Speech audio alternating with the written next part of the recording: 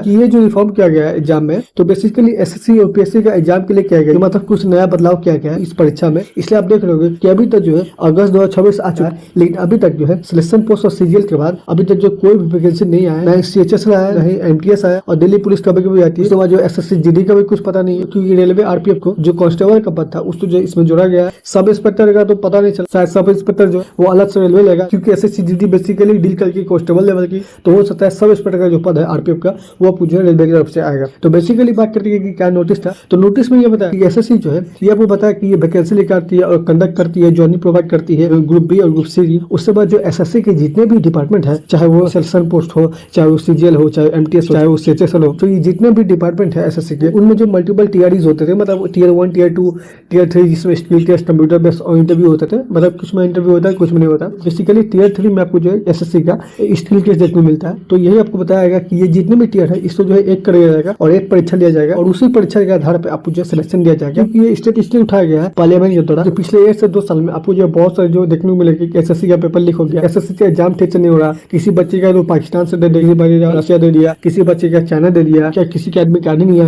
या किसी का शिफ्ट चेंज हो गया। यही सारा प्रॉब्लम से डील करने के लिए भारत सरकार ने ये फॉर्म किया एसएससी को लेकर कि पहले तो जितने भी टीयर वो सबको खत्म करके एक टीयर कर दिया जाएगा। आप एक परीक्षा दीजिए, उसके बाद जॉब लीजिए। उसके बाद जो प्रोसेस होता था, चाहे एसएससी सीजीएल मान सकते हो, उसमें टीयर 1, टीयर 2, टीयर 3 होते हैं। तो ये जो बेसिकली होता है, तो इन सारा प्रोसेस को करने में, मतलब एक कैंडिडेट तो जॉब लेने में एसएससी में आपको जो है 13 से 11 महीने लगते थे, लगभग अभी 18 महीने भी लग जाते थे, जिसमें लेट हो गया। तो इसी कारण जो इसको जो घटा दे, जो 6 से 8 महीने कर दिया गया। ये बोला जा रहा है भारत सरकार की तरफ से एसएससी को कि इसको कम करो और इसको जो है 6 से 8 महीने करो। जो भी आपको 11 से 13 महीने जो भी रिफॉर्म जाता था, जो भी ज्वाइनिंग प्रोसेस में जाता था, तो वो आपको 6 से 8 महीने कर दो।